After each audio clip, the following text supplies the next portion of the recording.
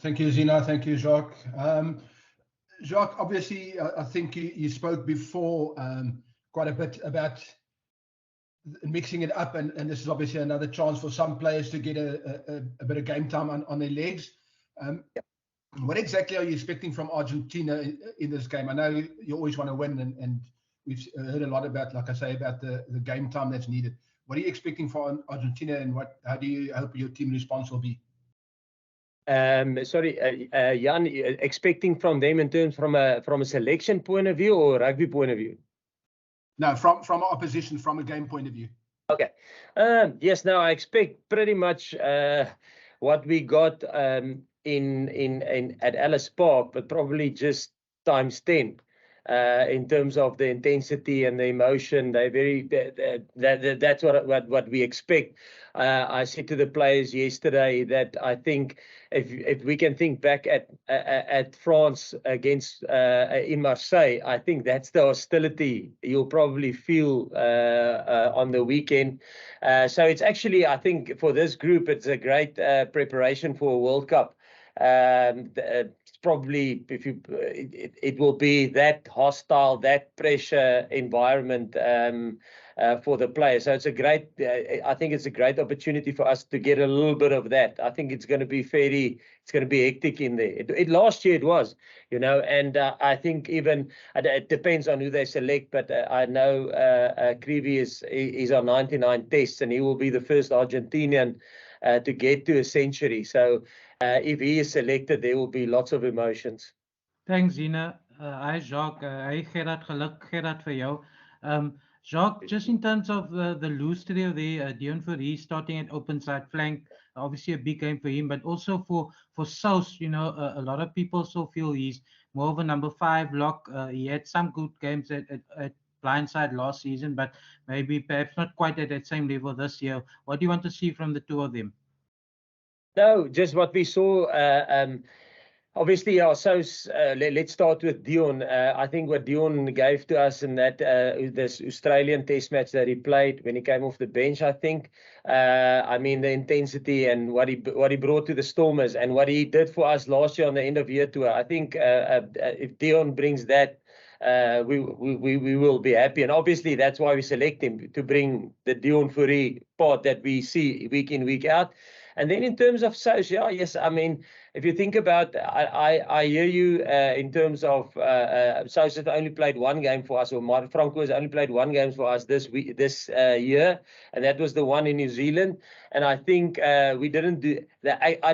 I think not what our forwards didn't do us any favors in that first 20 minutes. We got better as the game got on, and there's numerous reasons or that we think that might have been the issue, the slow start for us in there in New Zealand. But then Franco, if you think back, Peter Steff got an injury last year, and Franco stepped in, and he was he was playing 7 for the majority of the games for us last year. No, he can operate. I think if you think the tries that he scored for us against Australia last year there in Sydney, no, he's been good to us there, and yeah, him and Deon are getting another opportunity. So yeah, it will be great to see them working together. Evening, Jacques. First point of clarity.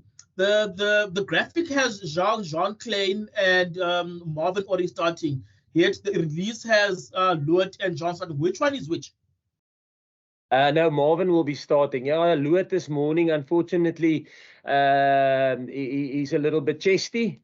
We don't want to take a chance. So Doc said, listen, it's probably not worth it. So he's a little bit chesty, and that's why we Marvin came with for if something like that happened. Obviously, it would have been nice to give Luet last played against the New Zealand, so it would have been nice to give him a go. But unfortunately, medically, he's sick. There's no injuries. He's just sick. So we feel that it's maybe a little bit of a risk. So that's why Marvin is starting. And Jaden's absence? Sorry? And Jaden? Is there anything wrong with him? No, Jaden. There's nothing wrong with Jaden. No, he's fit and ready to go. Thanks, Z. Jacques, just a word on Bongi's captaincy, please. Yeah, yes, listen, yeah, well, I'm extremely proud of Bongi. He's been a brilliant leader for us since that I've been back, since 2018. I mean, Bongi is he's one of our pressure point drivers, or game drivers, if I can put it like that. And he's a no-nonsense leader. He's a guy that leads by example, by doing the hard stuff. He's not a guy. He doesn't mince his words. He's a straight shooter, and he's a guy that demands respect. People. I always say, sometimes when people walk into a room and you sit with your elbows on the table, you take your elbows off and sit up straight. He's almost that guy. He's got that nice aura around him. And then, like I said, he's a no-nonsense guy. Yeah, extremely. Yeah, I'm proud of him. Thank you, Z. Firstly, congrats, Gerhard, congrats with the potential Bok debut.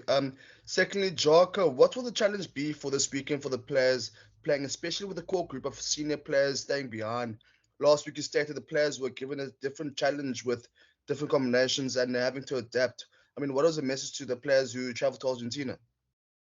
No, the exact same. And I think if you look at the squad, Trevor won a World Cup British and Irish Lions Series, Bongi World Cup British and Irish Lions Series, Thomas World Cup British and Irish Lions Series, John Klein Irish International, Marvin not World Cup, then Dion Fourie, Franco Moster British and Irish Lions and World Cup, Jasper British and Irish Lions. So I think if you just look at, and I don't want to go through all of them, but yes, look at it and say, listen, it's maybe not as experienced team, but this is a very experienced team. Yes, there's Gerhard will make his debut, and then there's a couple of guys with single-digit test matches that's maybe on the bench. But even from a back's perspective, we all know the quality of Kirtley, and he's probably the least experienced of the three backs on the bench. Herschel and Jesse have both won a World Cup before, and British and Irish Lions. So yeah, it's probably a balance. And what do we expect from them? Exactly what we expected from the team that played at Ellis Park. We know that it's probably going to be a little bit more emotional for Argentina. So they tend to grow another extra arm and a leg when they play in front of their home crowd, and we think it's going to be a fairly hostile crowd. So yeah, no, it's going to be a proper test match for this 23 players.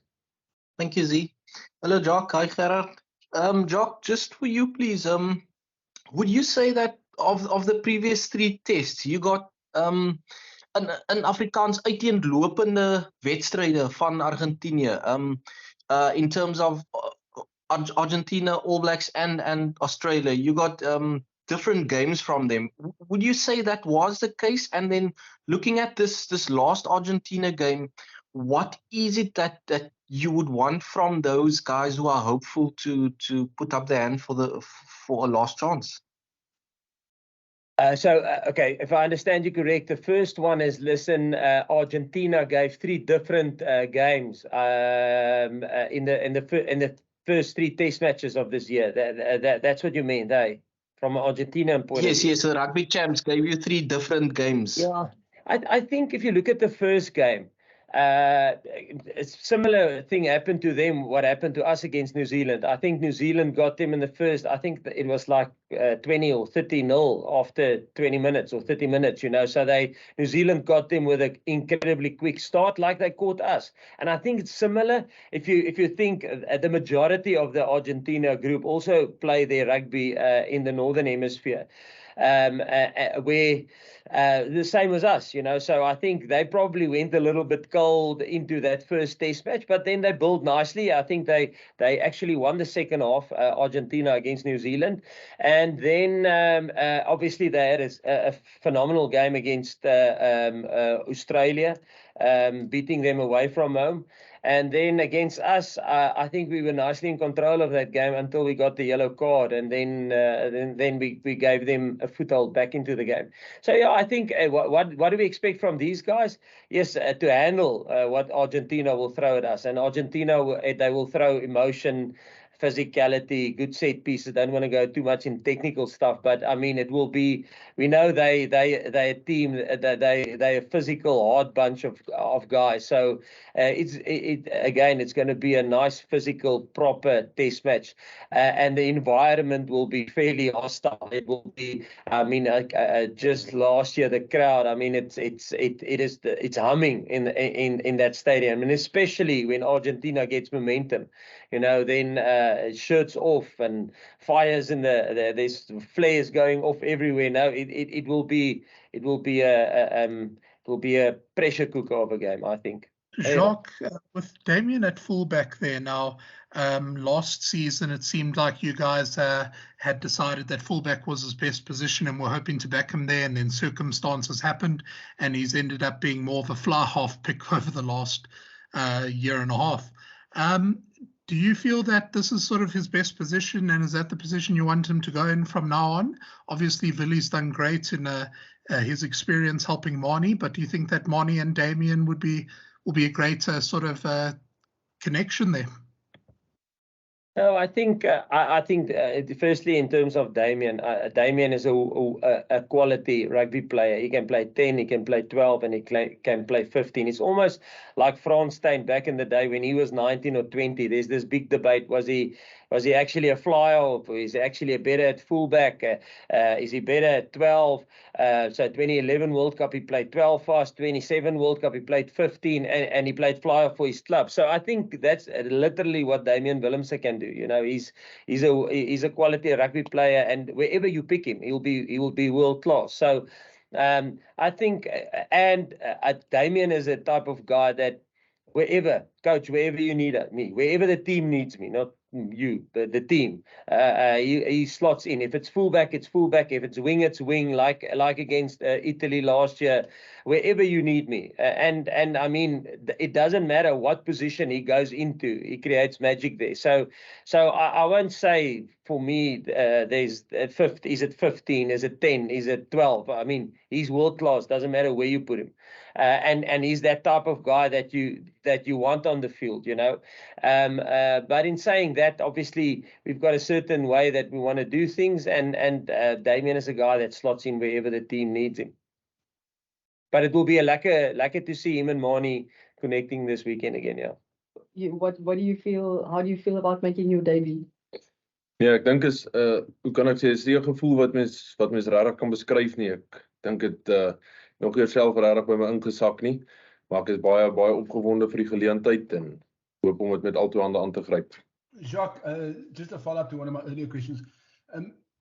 If you look, I know we spoke about the opportunities in game time, but are there any of these players that gets one last? I'm not expecting you to give names away, but are there any players that gets one last chance to stake a claim for a World Cup selection, given that the team is being announced on Tuesday? No, I think they get an opportunity. And obviously it is the last game before the squad gets announced next week. So obviously it is the last opportunity, and they're probably fortunate in the fact that they get an opportunity to play this weekend. But there's not two. I also said to them on Monday, I said, listen, there's not two squads, and I said it to the group that played against them at Ellis Park. It's one squad. It's one squad of what are we, 42 players, and we have given 38 players opportunity in the course of the 4 games that we had in the Rugby Championship.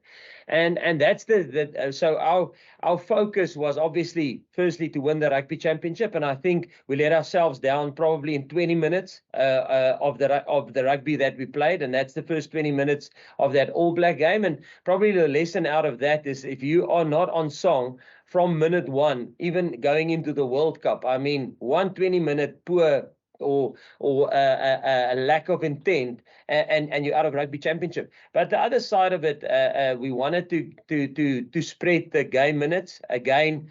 The difference between us and the other Southern Hemisphere players, maybe Argentina is a little bit different, is that their competition goes straight up to, or goes up to 2 weeks before the start of Rugby Championship, where our competitions, especially all our guys are probably Northern Hemisphere, they probably finished a month, 6 weeks, some of them 8 weeks before Rugby Championship starts. So we didn't want to go into the Rugby World Cup with players that are cold, so and not rugby ready. So for us, it was a balancing act between performing and winning the Rugby Championship, but also creating squad depth, having a squad that's rugby ready. Not having a player that if there's an injury that he hasn't played any rugby since 12 weeks now. If we think we're 4 weeks now in the Rugby Championship, and some of them haven't played 8 weeks before Rugby Championship started. So you don't want guys not playing any rugby 3 months ago. So that was the balancing act for us. So there's no guns against the heads of anybody. Not last week, where it was their last opportunity, and not this week, where we can say it's their last opportunity. It's just because we want to manage the load and get everybody rugby ready. Some guys had an opportunity last week, and some is getting opportunity this week. And obviously then the selection will happen after the test match. Thanks, Sina. How's it, Jacques? Congratulations, Gerhard. Gerhard, at the end of URC, what were your kind of plans for July, August? How big of a surprise was it for you that you were called up to the Springbok squad? I mean, obviously you're a very talented player, but were you surprised, that it's come so quickly? No, definitely. I think I've always thought in my mind maybe next year. And when I got the phone call, I was on holiday in Dulstrom, busy fishing. And I mean, your opportunities come at different times. You can't. It's not a perfect world. When you get the opportunity, you have to use it. You can't say, "No, I'm going to wait till it happens on the right time." My question is for Jacques. I'm just looking at the 4 players who haven't been able to play just yet. Yeah. Obviously, the situation with Sia and Andre has been explained. And I guess Elton, because he came into the squad as cover, maybe that's kind of explained too. Just looking at someone like Jaden, particularly with your explanation about not wanting anyone who hasn't played rugby in such a long time not to have had a chance to play. Should we be reading anything into him not being able to stake a claim, as it were, ahead of the of the announcement?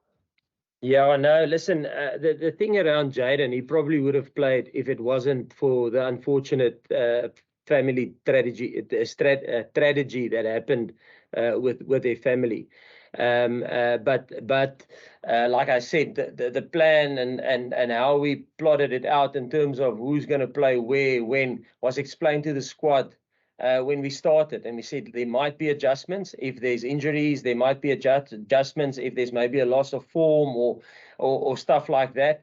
But it was plotted out way in advance. So yes, and but Jaden is a guy. Obviously, it's a little bit easier for us to make a decision on Jaden because we know him. We know what he can do. We see him at training. We know what he did for us last year. I mean, Faf got concussed. His first probably big game was against the All Blacks in Mbombela, and he was a 9 that with very little test experience could help a pack and drive them forward to get a good result against New Zealand. So we know what is in Jaden. So no, I don't think there's anything you must read into that. It was just unfortunate, We wanted to give Kobus another go this weekend, and we also wanted to give Herschel a go. And this is Herschel's opportunity. Herschel's first opportunity is in this game. And like I mentioned, Jaden would have probably got an opportunity a little bit earlier, but things just unfortunately due to circumstances, very tragic circumstances out of our control, it just happened that way. But don't read anything into it. Thanks, Zina. Jacques, just you said a lot about making sure everybody gets game time. Joseph Dweba is also another case in point. You know, we know Malcolm and Bongi is the top two hookers there, but you know, one injury and then Joseph could be starting a Rugby World Cup match. Are you a bit worried about his amount of game time? Will we see him earlier on the pitch in Buenos Aires? And then just a quick one for Gerhard. Gerhard, wat verwag jy na eerste scrum, jong? Wat gaan gebeur? Ja, gaan jy? Ja, hoe kan ek sê, sal maar net doen wat mens doen. Daar's niks anders om te doen nie. Ek meen die bokke se skram is verseker die beste in die wêreld, so maar net seker maak dat ek my deel bring aan. Yeah, Ashfaq, in terms of Joseph, yeah, yes, at least we got minutes into him. I think if you look at some teams currently, if you look at their third hookers, they probably on less minutes than Joseph. So yes, it is just the way it is. You know, Bongi getting a big majority of the games, or a majority of the game, and Malcolm got a majority of the game, but Joseph had a little bit of minutes. Obviously, with 4 games, and you have three hookers, and maybe Dion Fourie standing in as maybe a 4th one. I mean, it's tough we tried and manage it as best we can. But like I say, I think there's a lot of, if you look at other teams, there's a lot of them that their third hookers had no minutes. Thank you very much, Zina. Jacques, just take us through what you are looking for from Bongi from a leadership perspective. You've often explained that you do have a lot of leaders in the camp, but from a captaincy perspective, he does come across as quite a left field choice.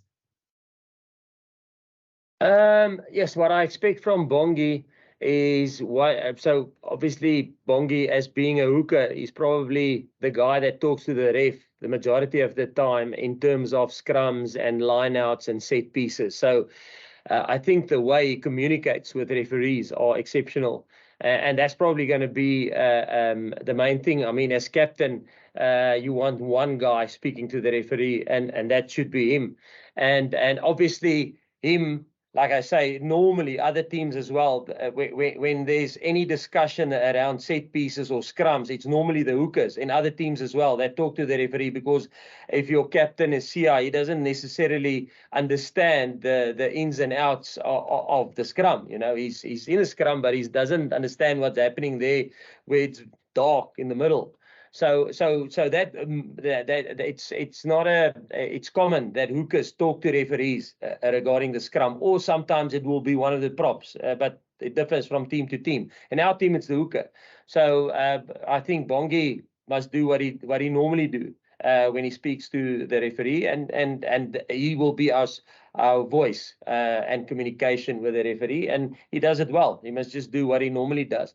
And then from a playing perspective, Bongi must just do what Bongi does. He's a no-nonsense guy. Like I say, listen, if during the build-up during the week, if he gives you his word that he will sort this out, he will sort it out in the game. So, yeah, it might seem from the outside it's left field, but I promise you, if you talk to anybody inside the team, it's not a left field choice. My question is to you, head coach.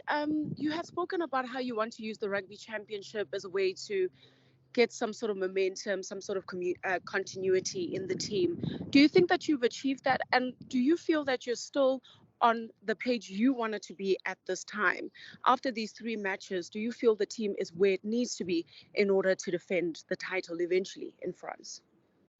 Yes, that's an interesting question. I think probably, if you ask me, I don't think with the selection and the chop and changing and trying to manage load and get minutes into people, I don't think you do yourself favors in terms of building continuity and understanding within the squad. And I mean, that's the risk you take because This week the hooker is used to Luat. Next week it is he gets opportunity with Ergia. The week after that it's Marvin. So I don't think from a combination point of view, obviously with chopping and changing a team, you get that good continuity. And we expected that, and probably that's the pressure that team selection puts on the team. They consistently during the week has to build new little units with amongst each other, and that's probably the development and growth you get of that. Are we where? And I think going forward in the next warm-up games after the Argentina game, we'll probably start. Obviously, we would select 33 guys going to the World Cup, 38 guys going to that warm-up game. So we will select the 33 guys going to the World Cup or the World Cup squad, but there will be additional 5 guys that travel with us to Wales and to the All Black game. And the reason for that is because we believe it's going to be a squad performance if we want to defend the World Cup. And also, if you think back at 2019, I think we were 31, and then we were 36 players. So there was my maths. There were 6 guys on standby, and out of that 6 guys that were on standby, 2 of them joined straight after the first World Cup game in Thomas de Toey and Damian Willemse for the injuries of Jesse and from Trevor. So without a doubt, those 33 guys will go to the World Cup. There will be 5 guys on standby, so 38 guys. But history has proven to us that 2 of those 5 guys will probably, due to injury, probably join the World Cup squad. So, yes, I think we'll probably work on continuity after the Argentina game, Mots. So to answer your long answer, yes, in some aspects, I think we are where we want to be, but we're not the finished product yet, Mots. No.